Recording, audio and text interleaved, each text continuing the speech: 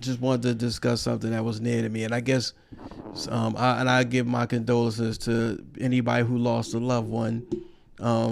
This year, since the year started, even last year, if you just recently lost a loved one, or anybody who lost loved ones, I lost a good friend of the family a couple months ago, and then you look at the passing of Irv Gotti, and we lost a few celebrities since the year started. Even toward the end of the year, up until this year starting, the beginning of the year, we losing people.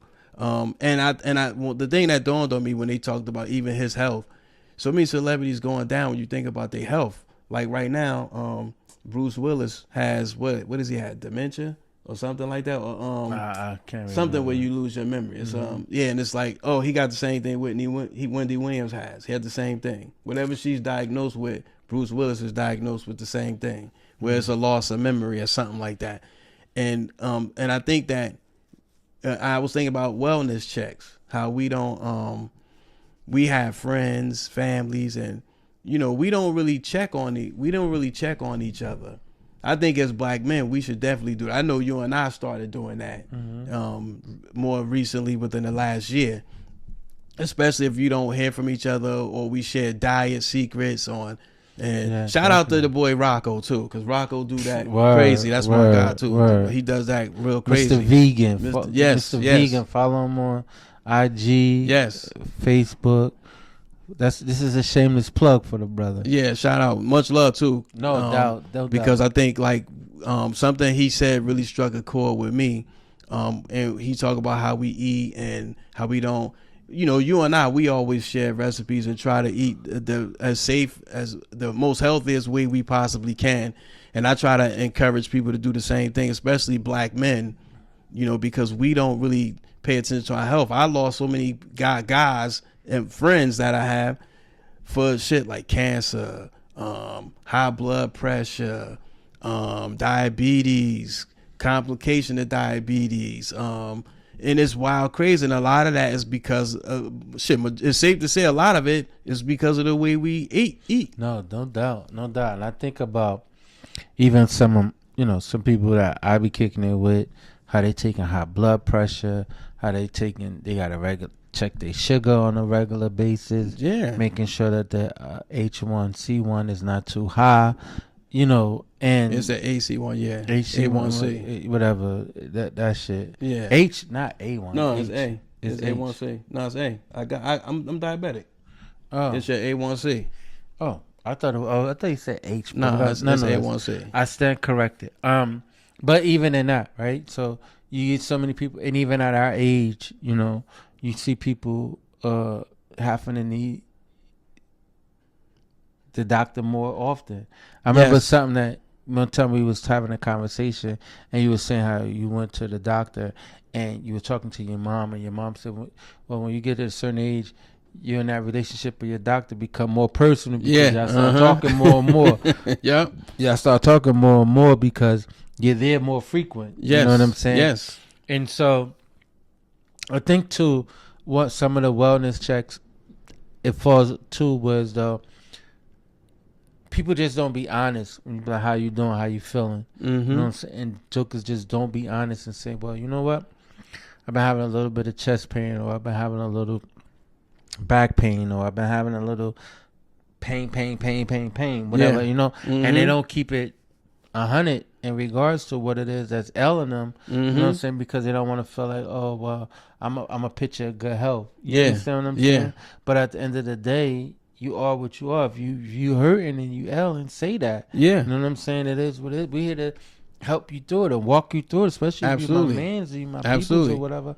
I want to see you through this shit. I don't want to see you down bad or nothing like that. So and again, you think about another aspect of this whole wellness check is that a lot of times as men we don't go get checked as regular as we should. Yes. And then when we do get checkups and all that stuff, the doctor find all this craziness going on, and a lot of us don't know how to digest it, so we tend to hold on to it before we release it. You know what I'm saying? Sometimes it can be so far gone.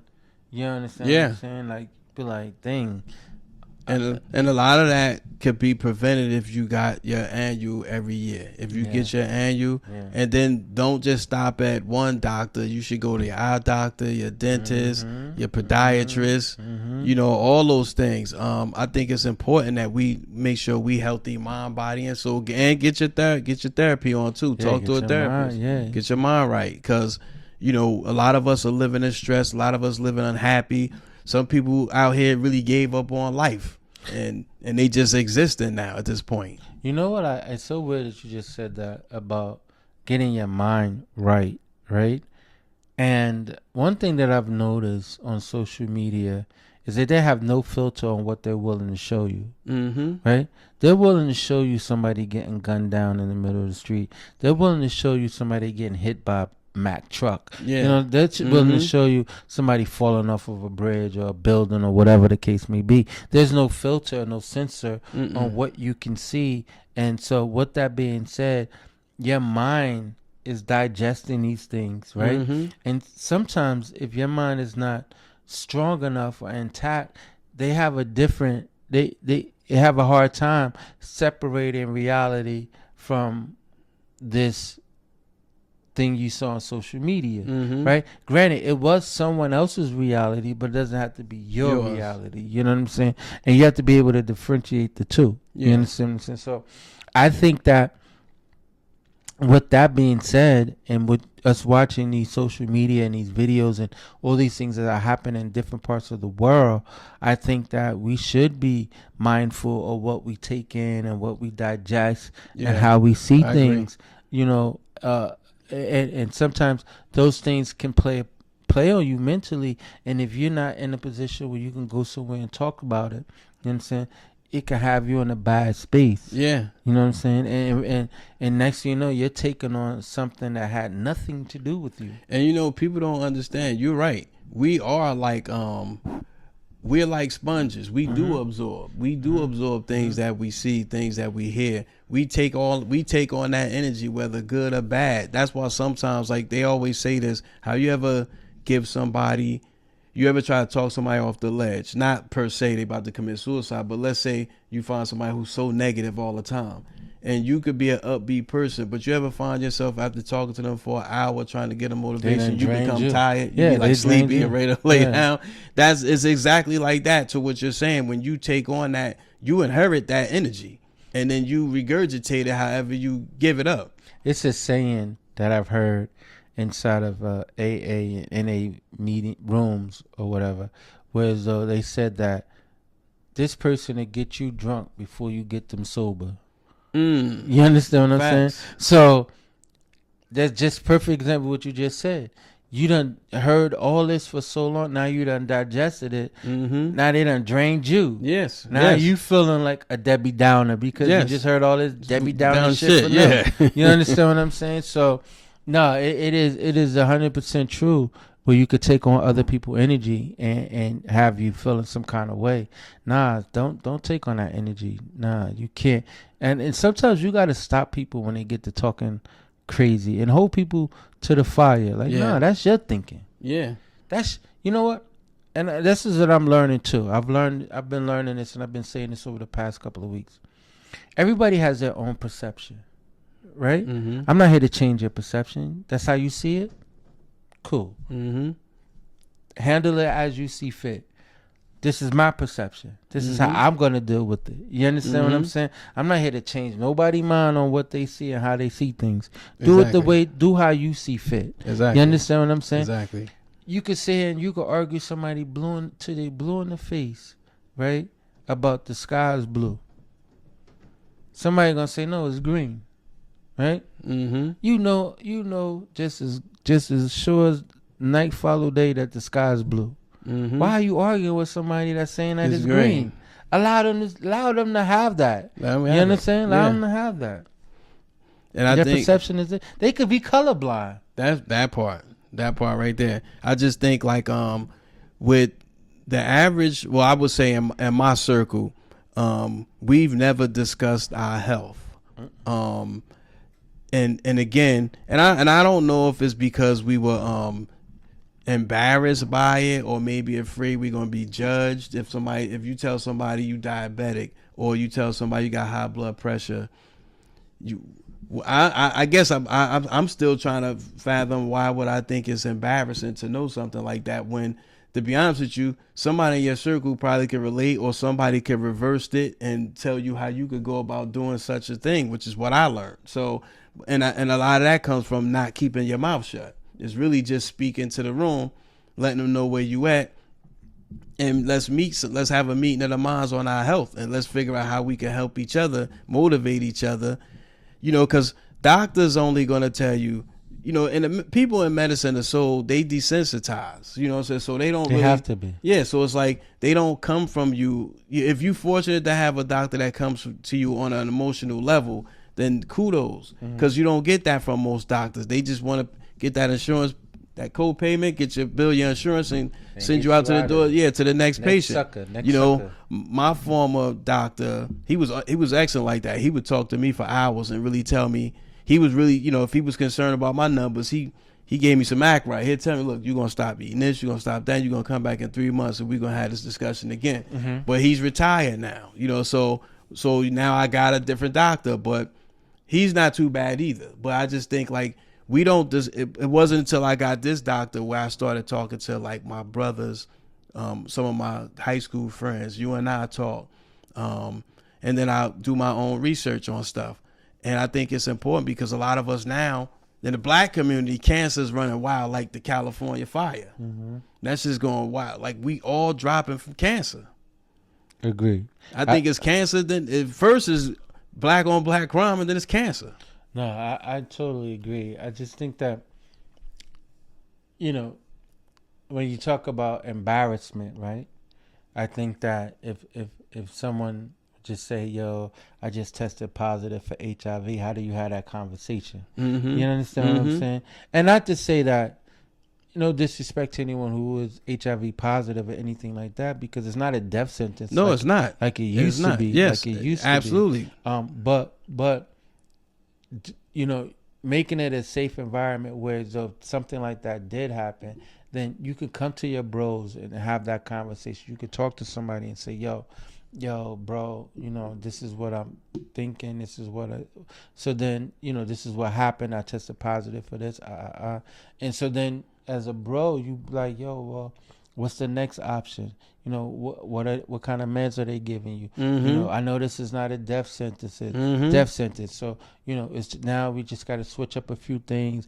How are you approaching that conversation? How are you addressing this conversation to your friend or your brother, and letting them know that, no, you're gonna be all right. We got you. I got you. I got you covered. You know what I'm saying?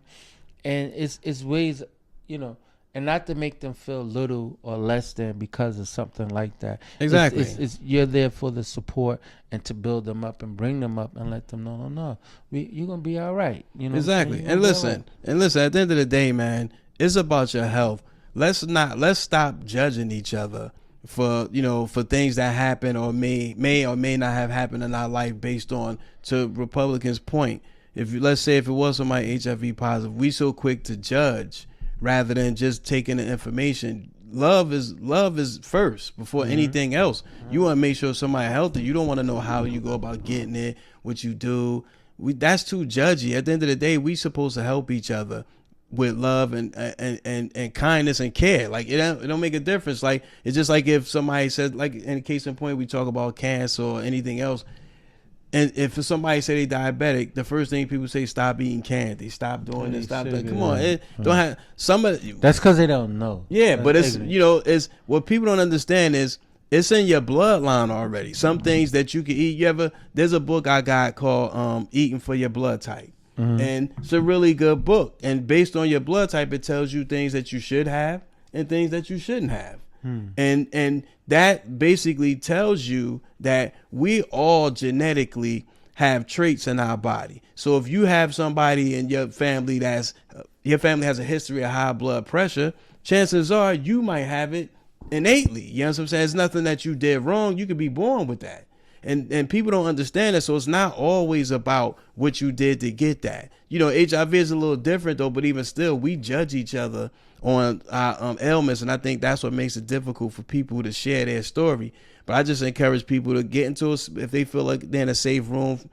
Talk to people that you feel are not judge you, and the people that, if you love me, don't judge me. Mm-hmm. No, I agree. But I think that's with that whole thing, the whole piece, and to piggyback off of what you just said, that whole piece of people being judgy is why wellness checks don't always happen. Not only just happen, but people are not being forthcoming with their information because of the judginess, the judginess. And so that's why I think when you come with good intentions to talk about their health and how they're feeling, but the reality of it is not everybody is open to it, and not everybody is, in that space where it's all right, well. But if you know it, it's sort of like how they have with the AA and the NA meetings. I think it should be done like that. If you guys meet regularly, like if you meet on a regular basis and y'all want to discuss health, do it like that. Spoon feed the information if you feel like, but it should be closed to just that one circle. So whatever we discuss, when we discuss our health, is just limited to that group of guys. I don't know what I'm thinking. And God bless his soul, Didi. Mm-hmm. I wonder how long the Stro knew he had it before he actually said something to somebody. A lot of times people hide it for so long, and you know the crazy thing is, shout out to Dr. Mel Hill, Lauryn Hill's dad is an herbalist. He specializes in telling you the right foods to eat and things like that. Shout out to him. That's the problem. That's the big problem. Because I think if we talk to somebody, the minute we find out, you should get advice, feedback from somebody. You should talk to somebody, because that's where you could, the minute you find out, because those are the things that can save your life. And I mentioned this doctor's name because he helped somebody I know. You know what I'm saying? Because they came to him and they were told it's not gonna happen. This is it. And they still standing. Nah, you know what? Before we get out of here, I just wanted to say this one thing, right? Every situation is different, right? So, like you just said, diabetic, right? And people talk to you about diets and how to succumb and how to get over it and things like that. But that's what worked for them. Exactly. Doesn't necessarily mean it will work for you. So a lot of times we got to be careful when we're giving information to someone because it worked for you, right? Doesn't necessarily mean it will work for them. Even workout regimens, diets, absolutely. All those things.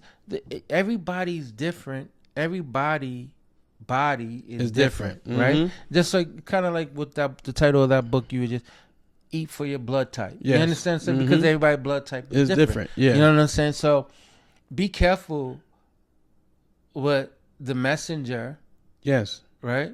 Because sometimes the message could be a good message, but that message worked for the messenger. You understand what I'm saying? Not the person receiving it. Not the person receiving it. So be careful on how you, my point in saying all that is be careful how you deliver these messages. You know what I'm saying? Because it's not for everybody. I mean, it just worked for you. You know, it got all those things that how it worked for you, all those things will have to line up for me the exact same way for it to work the exact same way for me. So and you you're have not to gonna be get the same results. There you go. So you have to be careful with giving the information, right? Not saying you shouldn't. Just be mindful and make sure that you let them know. But this is what worked for me. Right. This is how I got through this. This is what made me come through on the other side. Right. It may be something that you can look into. Not saying that you'll get the same results, but just look into it. You understand what I'm saying?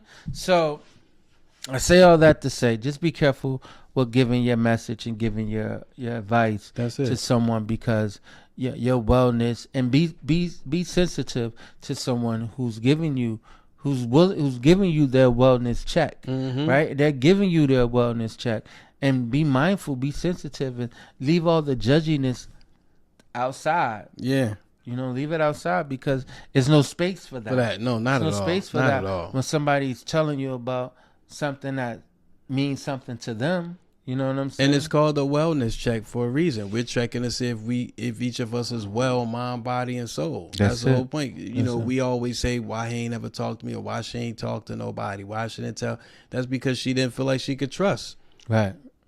That part. So with all that being said, do your wellness checks. Be sensitive and getting the information. Be sensitive and regurgitating that information. Exactly. And make sure that when you're given the information, make sure you get that disclaimer that, hey, this is what works for me. Now, I'm not saying that this is the same for you, but I'm just telling you what worked for me. Exactly. You understand? And black men, go to the doctor, man. Go to the doctor. Figure it out. We spend too much money on dumb shit. Get the vitamins. And not enough on co-pays. That's it. That's crazy part. I mean, and two, we know as we realize we're in a new presidential I don't even know what to call this shit. Yeah, a different term right now with this guy. So you gotta make sure you have some insurance. Make sure you get adopted. This whole year, if you don't learn anything else, love yourself, man. Be well, love yourself, because we don't know what's coming next. At all. Nah, you had to be prepared. And on that note, it's your man Jam C. It's your favorite Republican. And we're going vocal. Peace. Be well. Everybody tune into the Pod Squad now.